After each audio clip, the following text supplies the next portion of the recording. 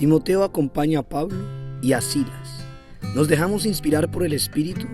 En este capítulo hablamos sobre el budismo, la iglesia en Asia y muchas cosas más.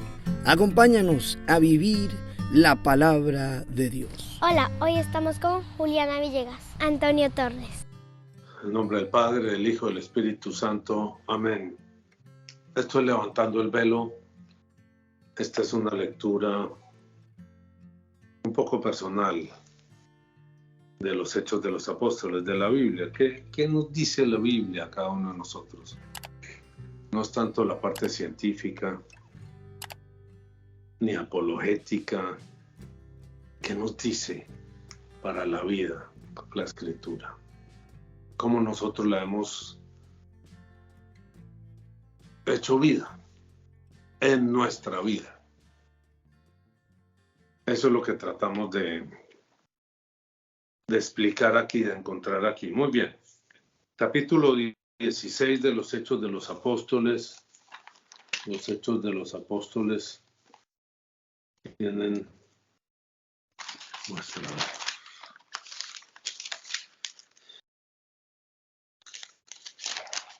28 capítulos. Entonces nos faltan 12. Después, el título de este pasaje es Timoteo acompaña a Pablo y a Silas. Después llegó a Derbe y a Listra. Y aquí había allí cierto discípulo llamado Timoteo, hijo de una mujer judía creyente, pero de padre griego. Y daban testimonio de él los hermanos que estaban en Listra y en Iconio. Quiso Pablo que éste fuese con él y tomándole le circuncidó por causa de los judíos que había en aquellos lugares, porque todos sabían que su padre era griego. Y al pasar por las ciudades les entregaban las ordenanzas que habían acordado los apóstoles y los ancianos que estaban en Jerusalén, para que las guardasen. Así que las iglesias eran confirmadas en la fe y aumentaban de número cada día. Estos son pasajes muy bonitos, muy interesantes. Los viajes de Pablo. Creo que es el segundo. Sí. Es el segundo después de que se separa de Bernabé. Bernabé se va con Marcos y Pablo sigue con Silas. Como el tercer viaje. Siria, Sicilia, Cilicia. Luego va a encontrar a Timoteo, que va a ser uno de sus discípulos importantes. Le escribe después directamente unas cartas canónicas. Muy bien. Timoteo era hijo de una mujer judía creyente, pero de padre griego, y lo va a circuncidar. O sea, el tema que están tratando todavía aquí es el tema de si es necesario volverse judío y cumplir con las leyes y con las normas judías para poder ser cristiano. O si el cristianismo ya definitivamente se va a separar del judaísmo. Como en efecto ocurre. Esto ya es después de ese llamado concilio de Jerusalén, de manera que por donde van pasando, les entregaban las ordenanzas que habían acordado los apóstoles y los ancianos que estaban en Jerusalén para que las guardasen, es decir, para que las cumpliesen. Y básicamente era, no hay que cumplir la ley judía. Cuídense, es decir, no coman de los animales sacrificados a los ídolos, y cuídense del adulterio, la fornicación. Eso en relación a las leyes judías. ¿Qué opinas tú? ¿Qué ves tú ahí? No, te iba a preguntar, pues si entonces no es un poco contradictorio que Pablo, o puede ser que no está cronológicamente este texto, no es realmente después de ese concilio, sino antes, porque no es un poco contradictorio que Pablo lo circuncide, digamos como en respeto a los judíos que había por ahí, que sabían que era hijo de un griego, como para no escandalizarlos, pero... Para no armar problemas, pienso yo, Juliana, porque es que para los judíos, ellos predicaban básicamente en el templo y en el atrio del templo, ¿no? Sí. Y ahí era prohibido que fueran gentiles, ahí era prohibido que fueran no circuncidados. Claro. Entonces, si él llevaba circuncidados allí, no circuncidados, se iba a armar una pelotera y los iban a coger a piedra y no los iban a escuchar ni nada. Por eso de una vez circuncida a Timoteo y con eso se ahorran todos esos disgustos. Pero tienen claro, por eso al lado, a continuación de eso, está la claridad que al pasar por las ciudades les entregaban las ordenanzas que habían acordado los apóstoles y los ancianos que estaban en Jerusalén para que las guardasen, así que las iglesias eran confirmadas en la fe. Y hay otro elemento que me parece importante ahí, es las iglesias no cogían cada uno a su camino. Ellos tenían la escritura, es decir, el Antiguo Testamento. Pero se ve claramente desde el puro comienzo, desde Pablo, como había una estructura jerárquica. Había una estructura jerárquica. Los apóstoles y los ancianos van a mandar unos documentos aclarando temas y aclarando problemas. No es que cada uno se invente lo que quiera. Yo sé que nuestros hermanos separados protestantes funcionan así, cada uno coge la Biblia y empieza a leerla, a estudiarla con sus amigos y de ahí coge lo que se le ocurra, la interpreta a su manera. Por eso hay tantas maneras de interpretar la Biblia entre los protestantes. Por eso hay tantas iglesias, son más de 40,000 iglesias. Y todos los días surgen nuevas, porque todos los días surge algún pastor o alguna persona que se siente inspirada. Como nos sentimos inspirados todos. Porque todos los que seguimos al Señor nos sentimos inspirados, nos sentimos tocados por el Espíritu Santo. Si no, no está uno aquí hablando. Si no, no se toma uno el trabajo de un video, de un canal de video, de un canal de YouTube, que implica costos, que implica esfuerzo, que implica dedicación, plata. Esos videos que nosotros hacemos, por ejemplo, los de Daniel, esos valen plata. Es un trabajo costoso. ¿Por qué? Porque nos sentimos tocados por el Espíritu Santo. No a fundar una iglesia, a caminar y a servir, es decir, desarrollar un ministerio dentro de la que entendemos es la única original iglesia, el único y original cuerpo de Cristo. Alguien decía eso, y estaba esa imagen, no recuerdo quién. La imagen de la iglesia católica como la gran barca, como la gran barca de Jesucristo, donde la gente va orando y cantando y alabando al Señor. Y luego hay unas barcas pequeñas por ahí, 40,000.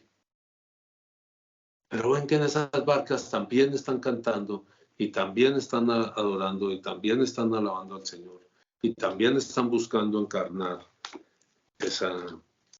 la escritura y la leen y la estudian. Pues hombre, da la impresión de que van para el mismo lado, a menos que definitivamente esas barquitas cojan en otras direcciones, que también ocurre. Ahí vemos los problemas graves de las sectas y todas esas cosas. Muy bien. Eso respecto a este texto está como bastante sencillo, me parece. Luego la visión del varón macedonio. Y atravesando Frigia y la provincia de Galacia, les fue prohibido por el Espíritu Santo hablar la palabra en Asia. Esto es bien curioso. Sí. Les fue prohibido por el Espíritu Santo hablar la palabra en Asia. Y cuando llegaron a Misia, intentaron ir a Bitinia, pero el Espíritu no se lo permitió. Toca mirar esa parte de la geografía de ese viaje, ¿no? Ya están en las fronteras con Asia, el Espíritu Santo no los deja pasar allá. Pero entonces, yo creo que el continente que tiene el cristianismo más reducido es Asia, ¿verdad? Sí. La Iglesia Católica ya es muy pequeña. En un país como la India, creo que pues es muy pequeña, pero pues allá hay tanta gente en la India, China, es una cuestión como de 20 millones de personas, no sé, algo así, en un país de 1000 y pico de millones de habitantes. ¿Y los otros en qué andan?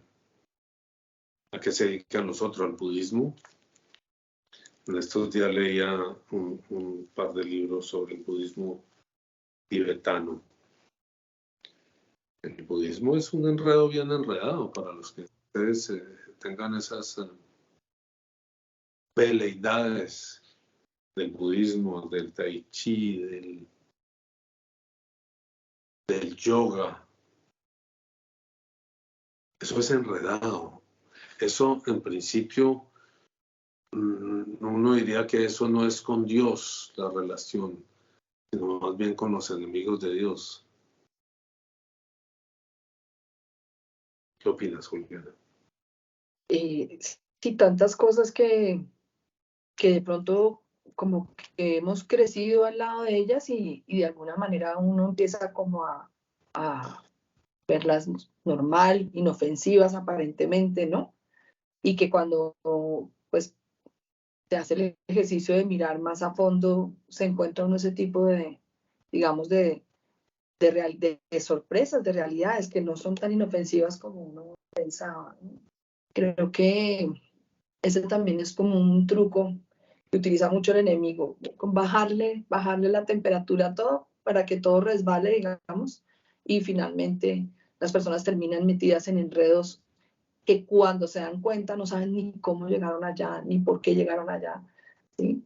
Y muchas veces el trabajo de rescatar a una persona de los enredos donde se ha metido, empieza uno a darse cuenta, uy, mire, es que se metió en esto y se metió en esto, y empezó a abrir una cantidad de puertas a esos mundos que son engaño, que son, lo alejan de la realidad, y claro, la persona termina perdida, enredada, ¿no?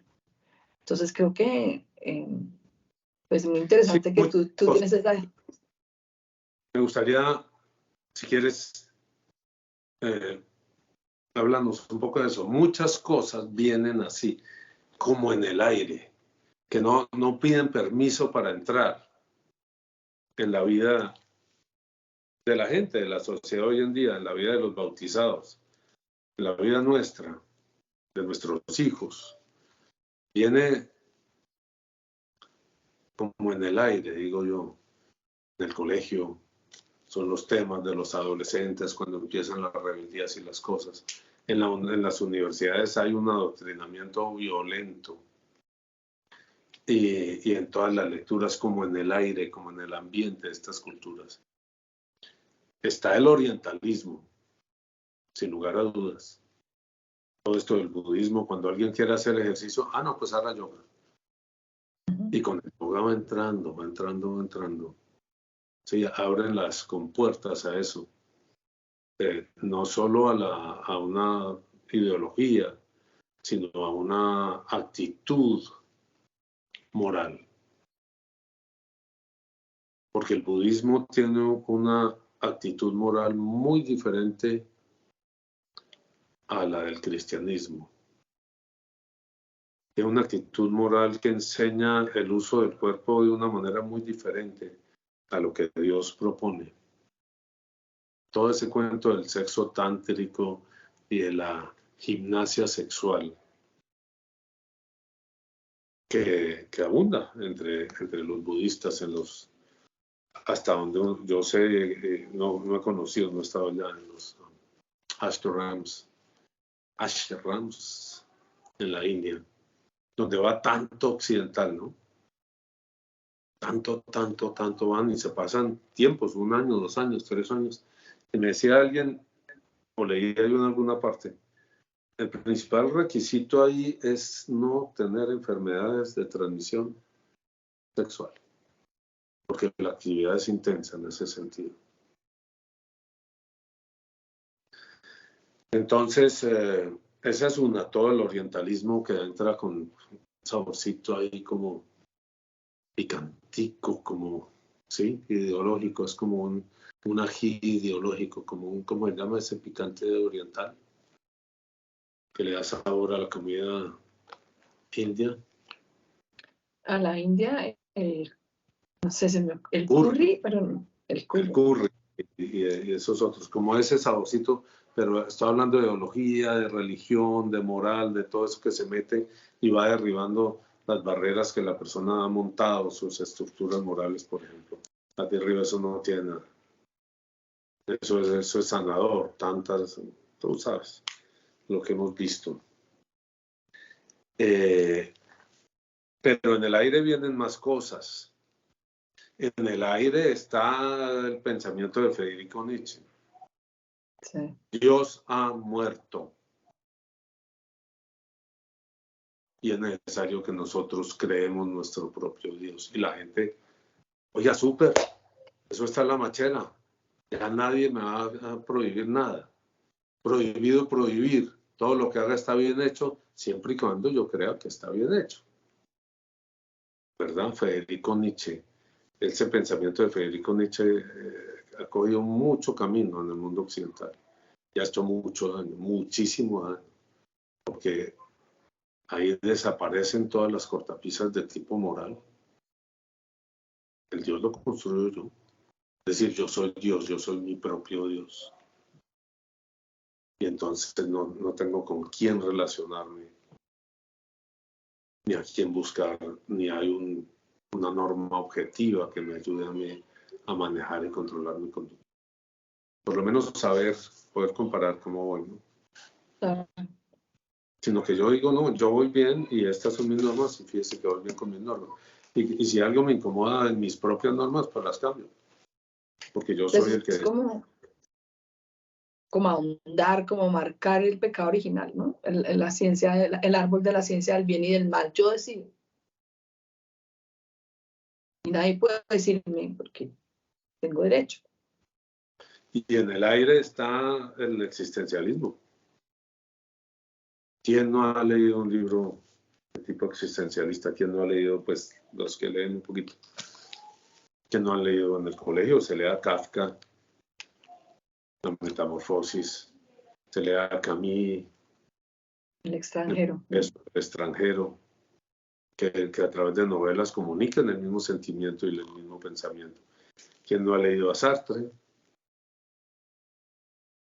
Sartre y su visión, la visión del existencialismo, ¿no? Que el mundo viene de la nada y regresará a la nada, pues entonces, pues, yo soy mi propia determinación, Simone de Beauvoir, ¿sí? El segundo sexo, como se El llama el segundo libro, sexo. en el cual el hombre no trae al nacer un determinante de lo que es una identidad. ¿Cómo es? La existencia precede de la esencia. Yo soy lo que yo decido ser. Yo soy lo que decido ser. Como que la persona se construye, no nace. Se construye, Y está bien, no se construye. Yo soy un hombre y debo construirme en tal línea o en tal otra. No, la persona se construye desde construir su propia identidad sexual. Y eso es lo que abre la puerta a todo el cuento de las ideologías de género y todo esto, ¿no? claro, Que son, para que lo sepan, los que vean esto, extremadamente, ahí sí ya es extremada y radicalmente nocivas. Ahí sí ya están, y fuera de eso es sometido con la medicina, haciendo cortes, cambios de sexo. Pero todo eso tiene su origen en eso, ¿no? Todo eso tiene su origen en eso y es así que entra al Estado, a los determinantes del Estado, a las leyes que al principio permiten esas cosas como que eso puede subsistir al lado de las enseñanzas divinas de Dios. La persona tiene derecho a vivir así si quiere. Pero luego eso se va volviendo más intenso y se va volviendo obligatorio. Usted tiene que aceptar eso. Usted no puede enseñarle a sus hijos varones que son hombres, ni a sus hijas mujeres que son mujeres. Usted tiene que enseñarles que ellos son un neutro que se define, que se construye cuando tengan la edad para eso, ¿sí? Pues a partir de los 7, 8, 9 años el niño. Son edades confusas. Y la persona, pues si puede escoger, pues va a escoger cualquier barbaridad. Y va a exigir que se le respete. Y si la ley obliga a respetar eso, estamos en una situación muy, muy, muy compleja. Yo diría que esa problemática es más grave que la misma problemática de las divisiones dentro de la iglesia, que son bien problemáticas. El sínodo de Alemania y eso.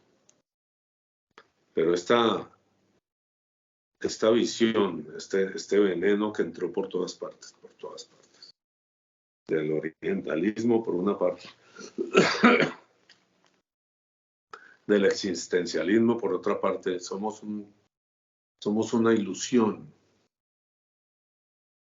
que salió de la nada.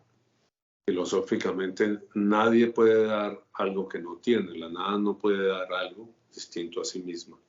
Es decir, lo que la nada da es nada. Y si el ser humano y la creación viene de la nada, pues es nada. Y regresar a la nada, entonces es intrascendente. Este periodo de tiempo que se pasa entre el nacimiento y la muerte son intrascendentes. La muerte es el desaparecer. La vida es un globo de jabón, donde no importa lo que tú hagas, haz lo que te provoque. Que nada tiene trascendencia. Y así el hombre se va destruyendo. Sí. Haz lo que te provoque. Y hablábamos tal vez hace una semana en Radio Libertad del mundo, una semana 15 días, el mundo, el demonio y la carne, ¿no? Y la carne. Así se entrega la persona a la carne y la va devorando. Y la va devorando y la va devorando.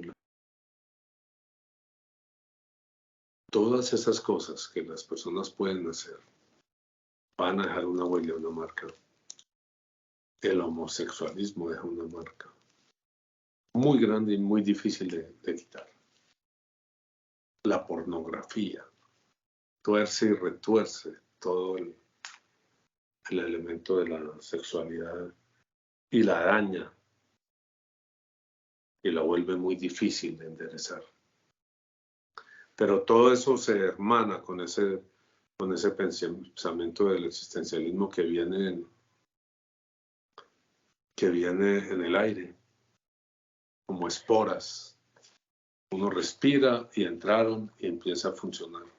Y no es curioso que, digamos, en ese momento Pablo y sintiera que como que el espíritu le cerraba. A mí me parece que es una manera muy interesante de plantearlo, porque ¿cómo podría ser eso, ¿no? Digamos que ¿cómo pasa que el espíritu les impida?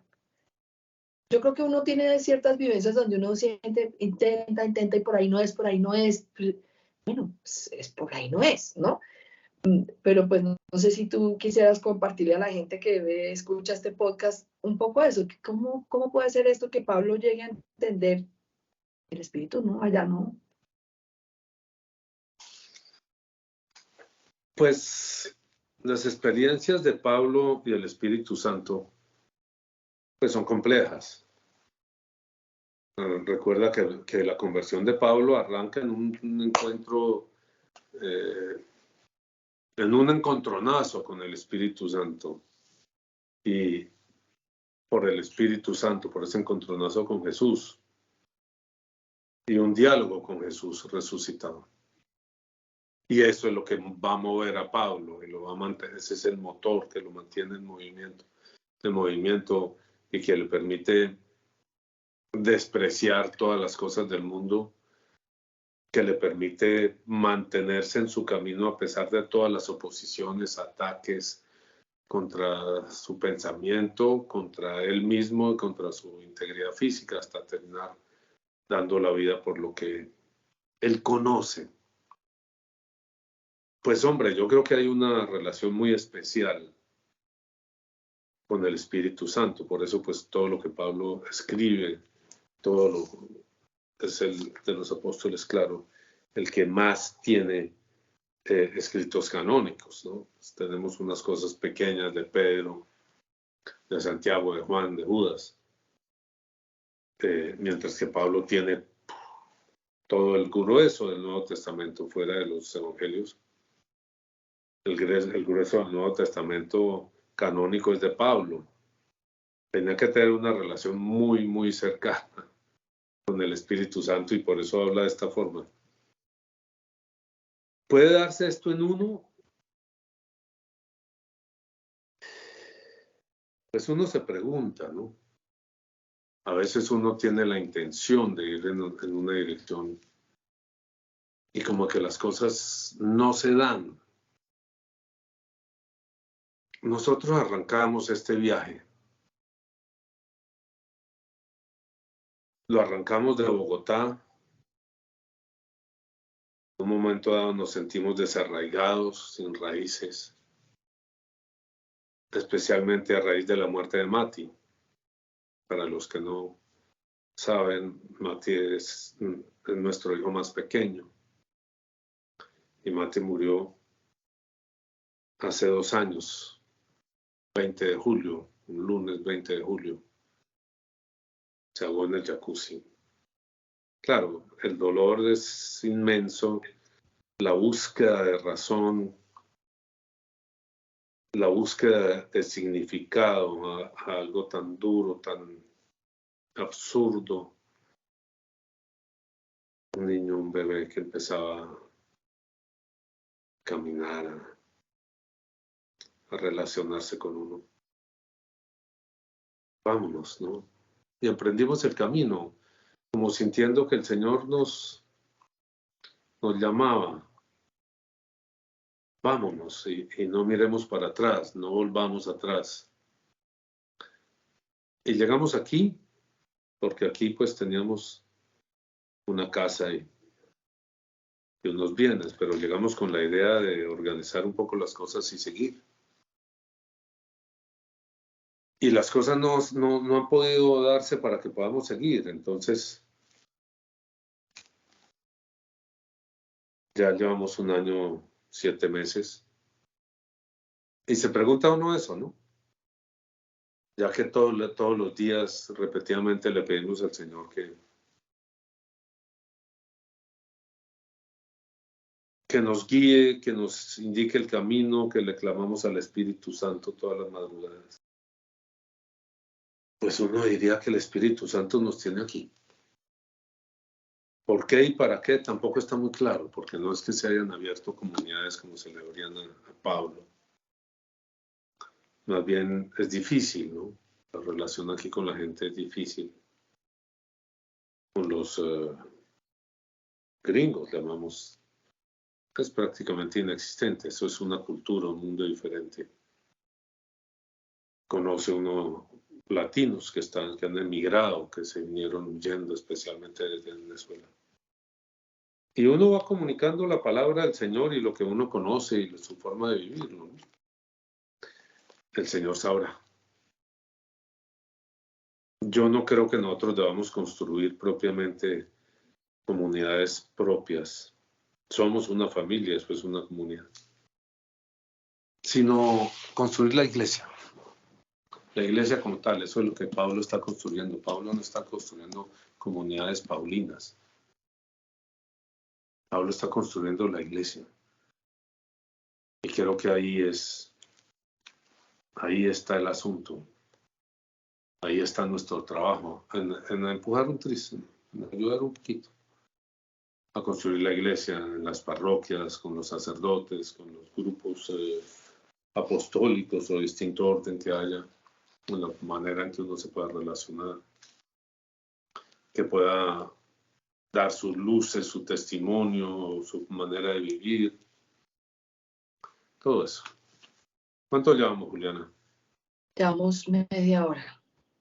Y pasando junto a Misia, descendieron a Troas.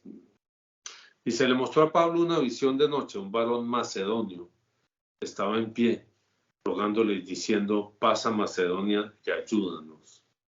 Cuando vio la visión, enseguida procuramos partir para Macedonia, dando por cierto que Dios nos llamaba para que les anunciásemos el Evangelio. Algo así, ¿no? Algo así. Para mí,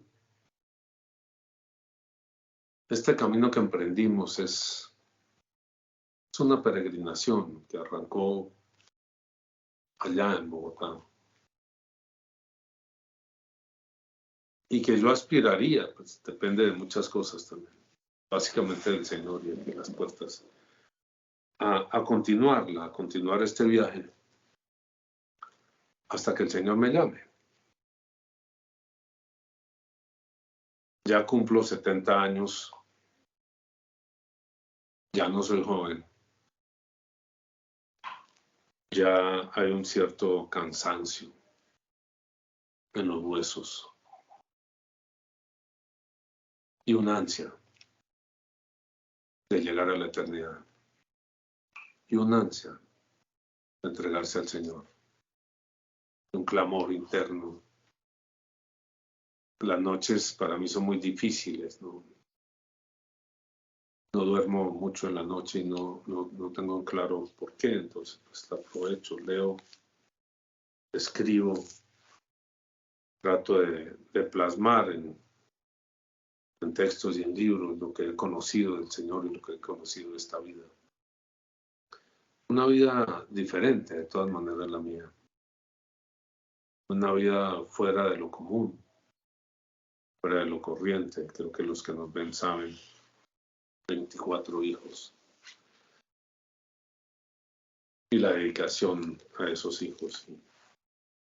Y un camino extraño este que hemos seguido, Juliana, tú y yo, desde hace más de 30 años que nos conocemos, ¿no? Sí. Un camino extraño y luego este regreso a la iglesia. Y a encontrar una iglesia como herida, como abandonada, como necesitada. ¿Y qué podemos hacer nosotros? Poca cosa en un mundo tan grande. Pongamos nuestro grano de arena. Y allá se fue Pablo a Macedonia a poner su grano de arena. Y ese grano de Pablo no era de arena, era un grano que era de vida, era de comunidad que creció y creció y creció. Zarpando pues de Troas, vinimos con rumbo directo a Samotracia y al día siguiente a Neápolis y de allí a Filipos, que es la primera ciudad de la provincia de Macedonia y una colonia, y estuvimos en aquella ciudad algunos días. Y un día de reposo salimos para fuera de la puerta de la ciudad, ¿se entiende? Junto al río donde solía hacerse la oración. Y sentándonos hablamos a las mujeres que se habían reunido. Entonces una mujer llamada Lidia, vendedora de púrpura de la ciudad de Tiatira, que adoraba a Dios, estaba oyendo. Y el Señor abrió el corazón de ella para que estuviese atenta a lo que Pablo decía. Y cuando fue bautizada y su familia, nos rogó diciendo, si habéis juzgado que yo sea fiel al Señor, entrad en mi casa y posad. Y nos obligó a quedarnos. Aconteció que mientras íbamos a la oración, nos salió al encuentro una muchacha que tenía espíritu de adivinación, la cual daba gran ganancia a sus amos adivinando. Dejemos este texto que requiere comentarios más amplios. Sí, Partimos en busca del Señor. Partimos en busca del amor de Dios, de la presencia, del encuentro con Él, de poder llegar finalmente a nuestro destino, de llegar a nuestra casa eterna. ¿Qué opinas, Juli? Sí, pues digamos que yo siento como también un poco de alegría al leer esa manera que Pablo expresa las cosas, o Lucas de Pablo, San Lucas de Pablo, porque pues uno mira hacia atrás su vida y siente que ha sido de alguna manera algo así, uno no es muy consciente todo el tiempo, pero sí como que uno quiere estar en función de que el Señor le diga por aquí, por allá, y como que se hace una lectura hacia atrás y uno dice, claro, por ese camino se cerró porque el Señor tenía como otro plan, lo estaba llevando a un otro lado, ¿sí? No, como te digo, no es algo que uno sea consciente en el mismo momento en que pasa, de pronto Pablo sí lo era, pero más uno hace una lectura hacia atrás y lo comprende. Creo que pues eso ha sido en gran medida la historia nuestra, esa búsqueda, y el Señor como, bueno, ustedes están dispuestos, entonces hagamos esto y hagamos esto otro, ¿no? Y pues creo que por eso Hechos de los Apóstoles, comentábamos con María Paula en otro, tal vez el podcast pasado que tú no pudiste estar, que por eso tal vez lo llaman el Evangelio del Espíritu Santo, ¿no? Porque es como que va mostrando cómo el Espíritu Santo guía. Ahora, hay una actitud, digamos, rescatemos de todo esto una actitud, Juliana, que yo creo que nosotros hemos tenido esa actitud de no aferrarnos a nada de las cosas aquí. Y por eso emprendimos ese camino, ni a nuestra familia, ni a nuestra manera de vivir, ni al dinero, ni a nuestro buen nombre, ni a lo que hemos construido o habíamos construido en un momento dado, hasta el año 97, sino que hemos estado dispuestos a dejarlo todo y emprender un camino nuevo y distinto. Y de alguna manera eso es lo que hacemos ahorita con los niños. Hemos emprendido un camino distinto, sin arraigo, sin raíces, mirando la eternidad, mirando el llamado de Jesús en la eternidad, entendiendo, descubriendo cada día más nuestra propia vida a la luz de Jesús, en oración permanente, en estudio permanente, metidos ahí en la iglesia, ¿no? Metidos en la iglesia donde el Señor nos trajo de regreso, donde el Espíritu Santo nos trae de regreso hace unos años. Metidos ahí, luchando dura y rudamente por vivir el Evangelio conforme a la iglesia lo enseña, a pesar de tantas dificultades y tantas decepciones y problemas. Muy bien, te damos hasta ahí, si te parece. Sí, sí. Padre Santo, te damos gracias por esta oportunidad, por este ratico de conversar sobre tu palabra. Te pedimos que le des tu poder y que la envíes al mundo, tu palabra, para que toque a las personas y toque los corazones como nos has tocado a nosotros. Y nos lleves a todos en este peregrinar largo y al tiempo corto que es la vida, peregrinar hacia ti. Por Cristo nuestro Señor. Amén. Amén. Un feliz día para todos, feliz día, tarde, noche. Señor los bendiga. Del Padre, del Hijo y del Espíritu Santo. Amén.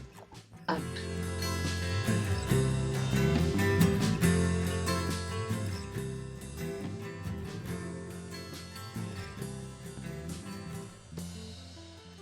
Hola, si te... Si te gustó el video dale like, compártelo, suscríbete al canal y no se te olvide tocar la campanita para no perderte ninguno de los próximos videos.